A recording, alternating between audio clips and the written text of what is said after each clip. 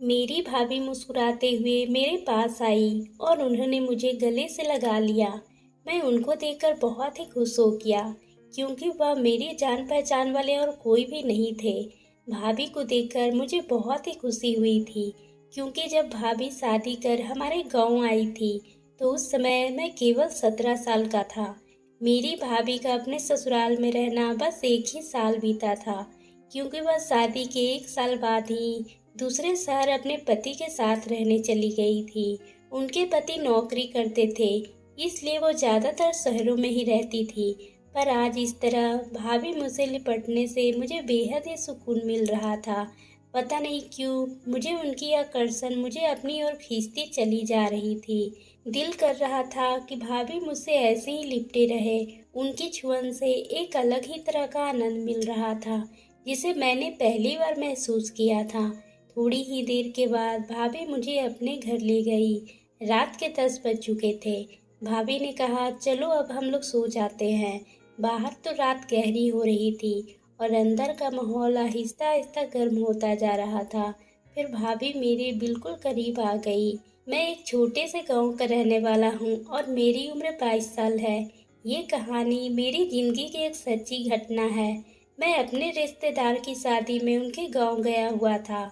वैसे तो मैं शादी में जाना नहीं चाहता था, मगर मम्मी पापा ने मुझे जबरदस्ती भेज दिया था।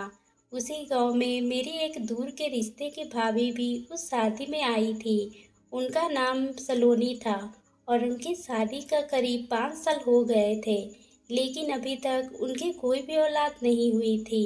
भाभी भी उसी के शादी में आई थी। मैंने उन्हें दूर से देख लिया था, लेकिन भाभी ने मुझे नहीं देखा था।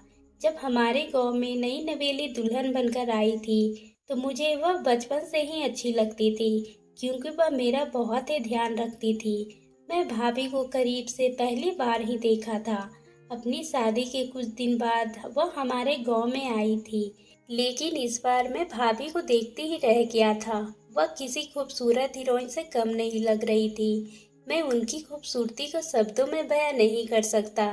सच कहूँ तो मुझे भाई से भी जलन होने लगी थी कि उन्हें इतनी सुंदर पत्नी मिली है। खैर उन दिनों मैंने पहली बार किसी औरत के लिए आकर्षण महसूस किया था। मैं थोड़ी कम कम ही बोलता था और किसी जल्दी घुलता मिलता नहीं था, लड़कियों से तो बिल्कुल भी नहीं। लेकिन उस दिन भाभी की खूबसूरती और उनके मिजाज को मेरे अंदर बदल कर रख दिया था। मैं उनको लेकर सपने देखने लगा था। पता नहीं क्यों मेरे दिल में इस तरह के विचार आ रहे थे। मैंने अपने दिल को समझाने का बहुत ही कोशिश किया, मगर दिल मानने को तैयार ही नहीं था। वह जहाँ भी जाती थी मैं छुप छुप कर देख रहा था। उस दिन मैंने पहली बार अपने दिल को इतना मजबूर होते हुए देखा था। कुछ ही घंटों में मैं एक अच्छे भले लड़के से पागल दीवाना बन गया था। दिसंबर का महीना था तो ठंड भी कुछ ज्यादा ही बढ़ती जा रही थी और रात के समय और भी ठंड पड़ती जा रही थी। शादी का माहौल था तो सोने की व्यवस्था भी कुछ ठीक नहीं थी। मैं इसी धुन में था कि यहाँ वैसे सर्दी में मेरा गुजारा कैसे होगा, लेकिन मेरी समस्या का समाधान मेरी भाभी ने कर दिया। भाभी मुस्कुराते हुए मेरे पास आई और उन्होंने मुझे गले लगा लिया। मैं उनको देखकर बहुत ही खुश हो गया। उनकी छुअन से एक अलग ही तरह का आनंद मिल रहा था जिसे मैंने पहली बार महसूस किया था। मैं बिल्कुल मदहोश हो गया। तभी भाभी मुझे गले से अलग होते हुए बोली, अनिल तुम कब आए? मैंने कहा भाभी मैं तो दिन में ही आ गया हूँ। तो वह बोली सब गांव में कैसे हैं? मैंने कहा सब ठीक है। तभी भाभी ने कहा अनिल तुम कुछ परेशान लग रहे हो। मैंने कहा भाभी अपनी रात बिताने की समस्या। ये सुनकर भाभी कहने लगी इसमें परेशान होने की क्या बात है, तुम मेरे साथ चलो। मेरे बगल में ही रिश्तेदार के घर है, तुम वहाँ आराम से सो जाना। ये सुनकर मैं बहुत ही खुश हो गया और भाभी के साथ उनके घर जाने के लिए चल पड़ा। उस समय अंधेरी रात थी और रात में रास्ता बहुत ही सुनसान था। भाभी ने कहा अनिल मुझे अपने हाथ दे दो, अंधेरे में तुम्हें रास्ता का पता नहीं चलेगा।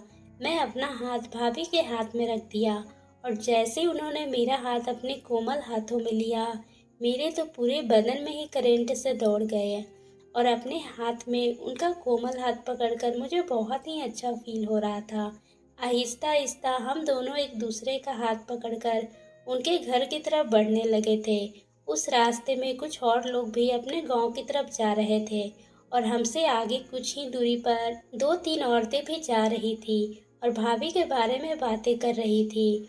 उनमें से एक ने कहा, मंजू कल तुम्हारी बेटी की गोद भराई है, तुम सलोनी को मत बुलाना, नहीं तो बड़ा ही अपशगुन हो जाएगा। ऐसे शुभ मौके पर बांझ का साया भी नहीं पड़ना चाहिए। इसे तो सुरेश को तलाक दे देना चाहिए। वो अपने घर में एक बांझ औरत को रख रहा है जो अपने पति को कभी औलाद का सुख भी नहीं दे पाई। इसे तो तलाक दे देना चाहिए और दूसरी शादी करके अपना घर बसाना चाहिए। अंधेरी रात होने की वजह से उन्हें इस बात का यह अंदाजा नहीं था कि हम उनके पीछे पीछे हैं, इसलिए इस तरह की बातें कर रही थी। उनकी बातें सुनकर भाभी ने मेरे हाथ को जोर से खींच लिया, जैसे कि वह बड़ी ही मुश्किल से बर्दाश्त कर रही हो। मुझे भी ये सुनकर बहुत ही दुख हुआ था कि भाभी इतना कुछ सुनकर बर्दाश्त कर रही थी। थोड़ी ही देर में भाभी फूट फूट कर रोने लगी। उन्हें बहुत ही ज्यादा दुख पहुंचा था। फिर मैंने उनको रुकने के लिए कहा और वहां रुक गई। मैं उनके दोनों बाजू को पकड़कर बोला, भाभी आपको इन लोगों की बातों पर ध्यान नहीं देना चाहिए। जहां आप जानती है कि इनमें आपका कोई भी कसूर नहीं है, तो आपको दुखी भी नहीं होना चाहिए। आप बहुत ही अच्छी है, देखना एक दिन सब ठीक हो जाएगा। मेरा इतना कहते ही वह और मुझसे लिपट कर रोने लगी और कहने लगी, अनिल ये आज की बात नहीं है, ये तो मेरे साथ होता ही रहता है। मेरे जीने का तो दिल भी नहीं करता है। फिर मैंने उनको अपने से अलग किया और उनके इस तरह की बातें करते मैंने उनको कई बार समझाया। कुछ ही देर के बाद वो शांत हो गई और करीब आधे घंटे चलने के बाद आखिरकार हम घर पहुंच ही गए। मैं अंदर गया तो देखा उनके रिश्तेदार घर पर नहीं थे। मैंने भाभी से पूछा कि आपके रिश्तेदार कहाँ हैं? वह बोली कि किसी काम से दिल्ली गए हुए हैं, पर मेरा मायका वाला घर भी इसी गांव में है, इसलिए चाबी मुझे देकर गए हैं। वह 2-3 दिन में ही आएंगे। खाना तो हम शादी में ही खा चुके थे, इसलिए भाभी ने दोनों को बिस्तर बिछा दिया। ठंड भी बहुत ही ज्यादा थी। हम दोनों अपनी अपनी चारपाई पर रजाई में घुसकर आपस में बातें करने लगे। थोड़ी ही देर के बाद उनकी बातें करते करते मैंने अचानक से उनसे पूछ लिया, भाभी शादी के इतने साल भी आपको अभी तक बच्चा क्यों नहीं हुआ? मेरी बात सुनकर भाभी काफी उदास हो गई और थोड़ी ही देर के बाद बोली, क्या बताऊं अनिल, तुम्हारे भाई के अंदर ही कमी है। उन्होंने ये बात मुझे आज तक नहीं बताया, बल्कि ये बात उन्होंने मुझसे छुपाई है। जिनके क्लिनिक में वो टेस्ट करवाने गए थे, वहाँ मेरी एक सहेली काम करती है, तो उसने मुझे बताया है कि तुम्हारे पति को इस तरह का प्रॉब्लम है। मैं भी आज तक उनसे कभी इस बारे में कोई बात नहीं की है। हाँ, एक बात जरूर है, वह बाबा पर बहुत ही ज्यादा विश्वास करते हैं और उन पर बहुत ही ज्यादा भरोसा करते हैं और उन पर पैसे भी लुटाते रहते हैं। कोई कहता है कि 6 महीने में खुशखबरी मिल जाएगी और कोई कहता है कि साल भर के अंदर खुशखबरी मिलने की बात। ये सब 5 सालों से चला आ रहा है। एक तो अभी 3 महीने में ही खुशखबरी का वादा किया है, लेकिन अनिल मैं जानती हूँ कि सबसे कुछ नहीं होने वाला है। इस तरह की बातें करते हुए भाभी रोने लगी। ये देखकर मुझे अच्छा नहीं लगा था। मैं अपनी चारपाई से उठकर उनकी चारपाई पर जाकर बैठ गया। फिर मैंने भाभी के आंसू पोंछने के बाद अपनी चारपाई पर वापस आने लगा तो भाभी मेरा हाथ पकड़कर बोली, अनिल अगर तुम आज नहीं होते तो मैं शायद कुछ कर बैठती। तुम बहुत ही अच्छे हो अनिल, तुमने आज मुझे बचा लिया। फिर उन्होंने मेरा हाथ अपने हाथों में ले लिया और कहने लगी, बहुत कम ही ऐसे मर्द होते हैं जो औरत के दर्द और उनके भावनाओं को समझ पाते हैं। तुम उनमें से एक हो अनिल। मुझे ये सुनकर अच्छा लग रहा था कि बात करते हुए मैंने भाभी मेरे हाथों को दबाए जा रही थी। मैंने उनके बारे में तो कुछ नहीं कह सकता था, मगर मेरे दिल में अंदर एक तूफान उठ रहा था।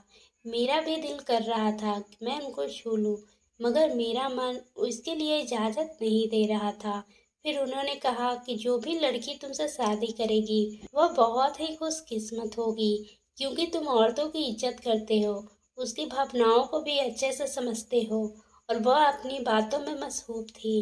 लेकिन अचानक ही उनका ध्यान मेरी तरफ गया और उन्होंने देखा कि सर्दी की रात में मैं बिना कुछ ओढ़े ही बैठा हूँ। फिर उन्होंने मुझे कहा, अनिल रजाई के अंदर आ जाओ, बहुत ही ठंड है। ये सुनने के बाद मेरे दिल की धड़कन तेज होने लगी थी। मैं समझ नहीं पा रहा था ये सब क्या हो रहा है और क्यों हो रहा है। अब हम दोनों रजाई के अंदर एक साथ थे। फिर उन्होंने कहा, सॉरी अनिल, मैं अपना ही दुखड़ा रोए जा रही हूँ। तुम बताओ अपने बारे में, कैसी चल रही है तुम्हारी जिंदगी।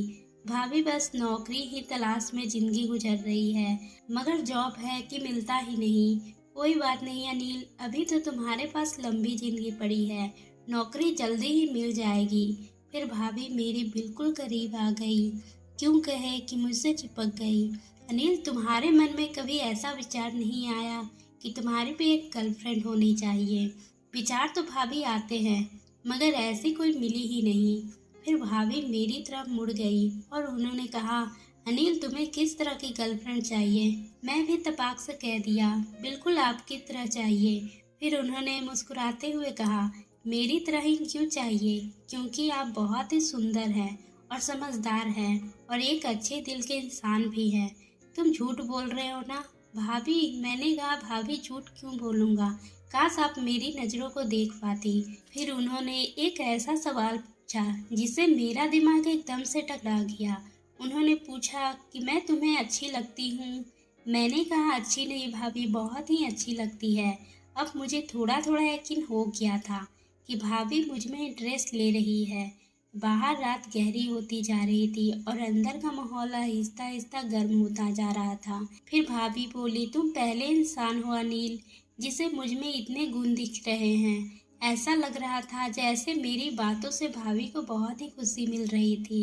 मिलते भी क्यों ना, इंसान इस तरह की तारीफ का भूखा होता है। मैं भाभी से एक बात कहना चाहता था, लेकिन सब जुबान पर आते ही रुक जाते थे। लगता था कि भाभी कहीं मेरी बातों को बुरा न मान जाए। पता नहीं क्यों मैं भाभी को हमेशा खुश देखना और बांझ के ताने सुनकर उनके हर गम मिटाना चाहता था। फिर मैंने हिम्मत करके भाभी से बोल दिया, भाभी मैं आपसे एक बात कहना चाहता हूँ, आप बुरा तो नहीं मानोगी। अनिल, तुम कुछ भी कह सकते हो, मैं तुम्हारी किसी भी बात का बुरा नहीं मानूंगी। भाभी, मैं आपको औलाद का सुख देना चाहता हूँ। ये बात सुनते ही भाभी एकदम से खामोश हो गई और मुझे भी कुछ घबराहट हुई। फिर कुछ ही देर के बाद खामोशी को तोड़ते हुए मैंने कहा, भाभी मुझे माफ कर दो, शायद मैंने गलत कह दिया। भाभी कहने लगी, अनिल तुम कुछ भी गलत नहीं कह रहे हो, तुमने तो अपना समझकर ही मुझे ये बात कही है। मैं तो अनिल ये सोच कर रही हूँ कि ये गलत नहीं होगा क्या। फिर मैंने कहा, अगर कुछ ठीक करने के लिए थोड़ा गलत किया जाए तो मेरी समझ से ये गलत नहीं होगा। फिर भाभी बोली कि अनिल मैं तुम्हारे बात से सहमत हूँ, लेकिन मुझे सोचने के लिए कुछ वक्त चाहिए। मैंने कहा ठीक है भाभी, अब सोच लेना। फिर हम दोनों सो गए। क्योंकि अगले ही दिन मुझे बारात में जाना था और अगले ही दिन सुबह जल्दी उठ गया था, क्योंकि 9 बज रहे थे और बारात के साथ भी जाना था। जब मैं वहाँ जाने लगा तो भाभी ने कहा कि शाम को भी यहीं आना अनिल, मैं तुम्हारा इंतजार करूंगी। फिर मैं बारात के साथ चला गया और भाभी उस दिन शादी में नहीं गई थी। रात के 10 बज चुके थे और मैं खाना खाकर भाभी के घर की तरफ चल पड़ा। भाभी मेरा इंतजार कर रही थी और मुझे देखकर मुस्कुराते हुए बोली, अनिल आज मैंने पूरा दिन मिस किया, मुझे भी आपकी बहुत ही याद आ रही थी। मैंने कहा। फिर भाभी ने कॉफ़ी बनाई और कॉफ़ी पी के हम दोनों रजाई ओढ़कर बातें करने लगे। भाभी बोली, मैं तुम्हारी कल वाली बात से सहमत हूँ। मैंने कहा, भाभी देखना आपकी आने वाली जिंदगी खुशियों से भर दूंगा। भाभी बोली, अनिल तुम्हारा ये एहसान मैं कभी नहीं भूलूंगी और आखिरी सांस तक तुम मेरे दिल में रहोगे। फिर हम दोनों एक दूसरे के बाहों में समाते चले गए। अगले ही दिन भाभी बहुत ही खुश लग रही थी। मैं भी उनको देखकर बहुत ही खुश हो गया। फिर भाभी ने मुझे कहा, अनिल तुमने मेरी हर तमन्ना पूरी कर दी। मैंने कहा, मैं तो बस आपको खुश रखना चाहता था और यही दुआ करूंगा कि आप हमेशा खुश रहें। इसी तरह भाभी के घर पर 2 दिन रहा और मैं भाभी को हर खुशी देने का प्रयास किया। जब मैं वहां से वापस आ रहा था तो भाभी की आंखों में आंसू थे। मैंने उनको गले से लगाया और उनको दोबारा मिलने का वादा करके वहां अपने घर से आ गया। करीब 1.5 महीने बाद मुझे उनका फोन आया। वह कह रही थी वो माँ बनने वाली है। मुझे ये बात सुनकर बहुत ही खुशी हुई। और कुछ महीने बाद भाभी को एक बेटा हुआ था। मेरा बहुत ही मन था कि मैं अपने बेटे को देखने जाऊं, लेकिन भाभी मेरे दूर के रिश्ते की थी, तो बिना कारण घर जाना उचित नहीं लगा। उन दिनों फोन भी नहीं हुआ करते थे, जो अपने बच्चे की तस्वीर भी देख पाता। आखिरकार 2 साल बाद एक रिश्तेदार की शादी में भाभी से मिलन हुआ। फिर मैं अपने बेटे को देखा, मेरी आंखें नम हो गई। लेकिन मैं किसी तरह अपने ऊपर काबू रखा था, क्योंकि भाभी बहुत ही खुश थी और उनकी खुशी देखकर मुझे लगा कि मेरी दुआ सफल हो गया। तो दोस्तों, आपको ये कहानी कैसी लगी? अगर पसंद आई हो तो आप मेरे चैनल को सब्सक्राइब करना ना भूलें और बेल आइकन को भी प्रेस कर लें।